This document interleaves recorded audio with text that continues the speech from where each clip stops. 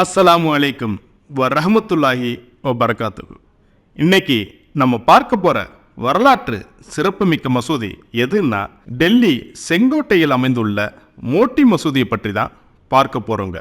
இந்த மசூதி 17ஆம் நூற்றாண்டில் கிபி 1663 டெல்லியை ஆண்ட அரசர் அவுரங்கசீப் அவர்களால் கட்டப்பட்டதுங்க.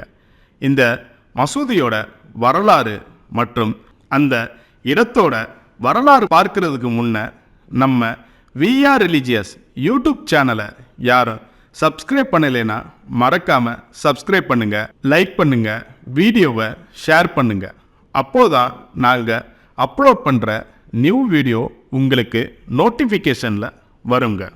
டெல்லி செங்கோட்டையில் அமைந்துள்ள இந்த மோட்டி மசூதி டெல்லியை ஆண்ட அரசர் அவுரங்கசீப் அவர்களால் கட்டப்பட்டுள்ளதுங்க. மேலும் இந்த மசூதி இவரோட தனிப்பட்ட பயன்பாட்டுக்கு இருந்துள்ளது. யமுனை ஆற்றின் மேற்கு கரையில் மசூதி அமைந்துள்ளதுங்க.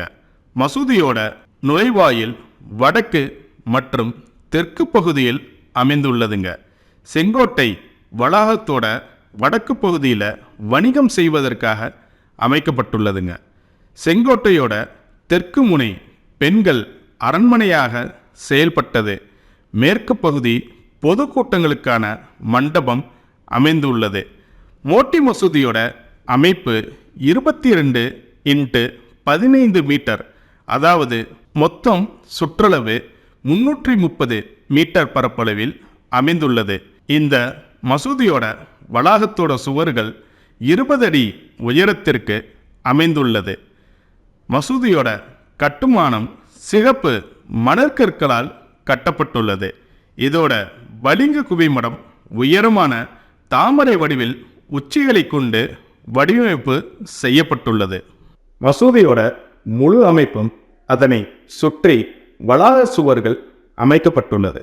இந்த சுவர்கள் மசூதியோட முழு அமைப்பும் மறைக்கப்பட்டுள்ளது.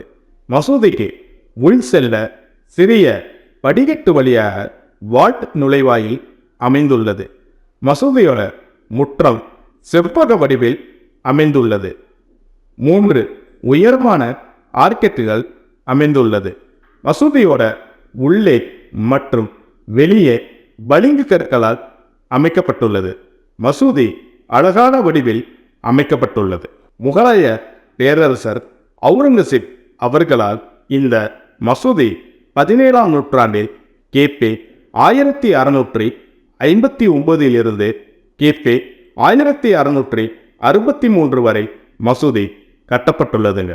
மோட்டி மசூதியோட சிறிது தொலைவில் டெல்லி ஜாமா மசூதி அமைந்துள்ளது. கிபி 1857 டெல்லியை முற்றுகையிட்ட பிரிட்டிஷ் இராணுவத்தினர் இந்த மசூதியோட குவிமடம் சேதப்படுத்தப்பட்டுள்ளது. குறிப்பாக அந்த மசூதியோட குவிமடம் செப்பு உலோகங்களால் அமைக்கப்பட்டுள்ளது. இந்த மசூதியை சேதப்படுத்திய பிரிட்டிஷ் இராணுவம் அந்த செப்பு உலோகத்தை கைப்பற்றியது. குவிமடம் சேதமடைந்ததால் மழைக்காலங்களில் இன்னும் சேதமடைய வாய்ப்பு இருந்தது.